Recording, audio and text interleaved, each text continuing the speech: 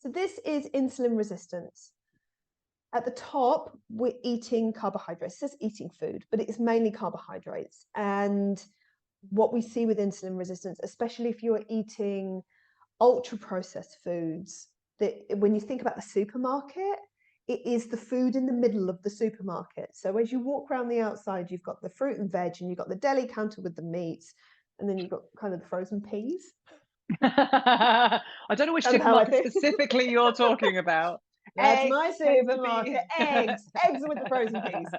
And then in the middle, we've got the cereals and the biscuits and the crisps and all of the stuff that lives in a packet for months. That is the ultra processed food.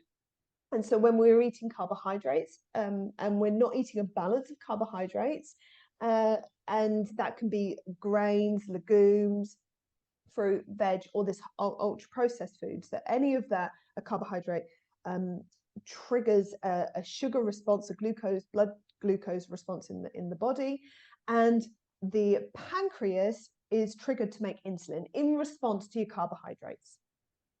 Now, what happens is when we are constantly eating carbohydrates, sugar, ultra processed food, the pancreas is constantly, right, okay, you have some more insulin, have some more insulin.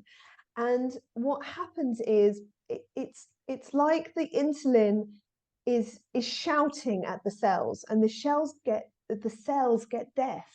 They become resistant to the insulin. They stop talking to them. Like, you've been bothering me. You've been bothering me all the time, and I'm just tired, and I'm not going to talk to you anymore. And this insulin resistance is where sugar starts getting stored into fat. We get really tired. We get really hungry. We eat more food. We eat more carbohydrates. We eat more processed foods. And this is the state of insulin resistance. And what is super interesting about this, and I think many, many people today are living in a state of insulin resistance and don't know it. Mm-hmm. It is that putting weight on in the middle, putting weight on around the bingo wings, and being tired and hungry all the time. When we are in that state, it has this effect on our sex hormones, and it causes things like polycystic ovary syndrome, erectile dysfunction, and a low libido. And loads of things, but specifically for this talk, but loads and loads and loads of things. Yeah, when we're looking at sex drive.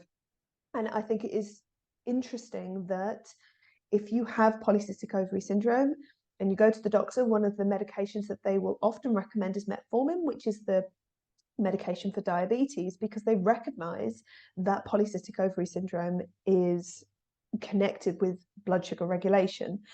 And so if we want to get underneath these conditions, then we need to be looking at insulin resistant, and it's often because of the food that we are eating.